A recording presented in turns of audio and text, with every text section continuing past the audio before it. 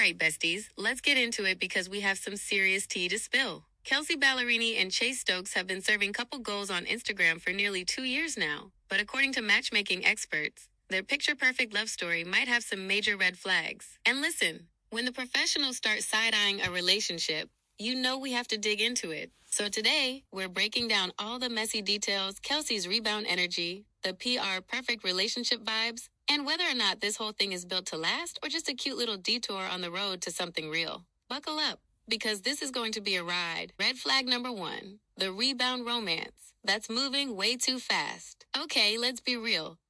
Kelsea Ballerini barely had time to take a deep breath before diving headfirst into this relationship with Chase Stokes. Her divorce from Morgan Evans was finalized in November 2022, and by January 2023, she was all cozied up at a football game with Chase, making their Instagram debut. Like, girl, are we sure we're over the ex? Relationship expert Susan Trombetti straight up called this a classic rebound. And honestly, it makes sense. One of the biggest signs of a rebound is going for someone who is the complete opposite of your ex. And let's compare.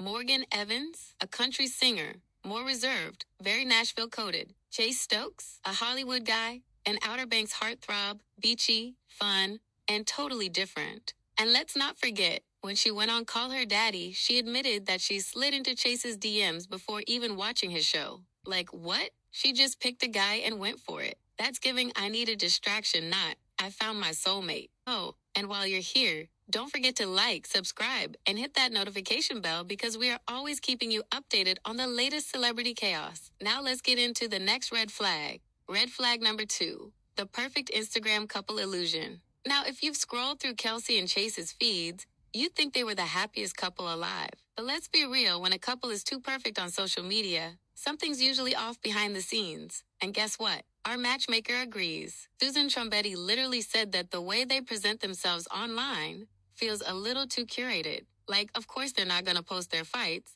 but there's something about how hard they're selling this relationship that makes you wonder, is it real? And look, we all remember how Kelsea was doing interviews left and right after her divorce, making it very clear that she was so over Morgan Evans. But was she really over him? Or was she just throwing herself into a new love story for the aesthetic? Red flag number 3, the timing feels off. Let's talk about the timeline here. Kelsea and Morgan were married for almost 5 years. That's a long time to be with someone. And after a breakup like that, most people take at least a year or 2 to process everything. But Kelsea, she was back in the dating pool in weeks. Now I know what you're thinking. Some people move on quickly, and that's true. But going from a marriage straight into another serious relationship, it's not just a casual rebound. It's a whole commitment. And listen, Chase seems all in. He's out here hyping her up, posting her nonstop, even following her on tour, which is adorable if they're on the same page. But if Kelsea hasn't fully healed from her past,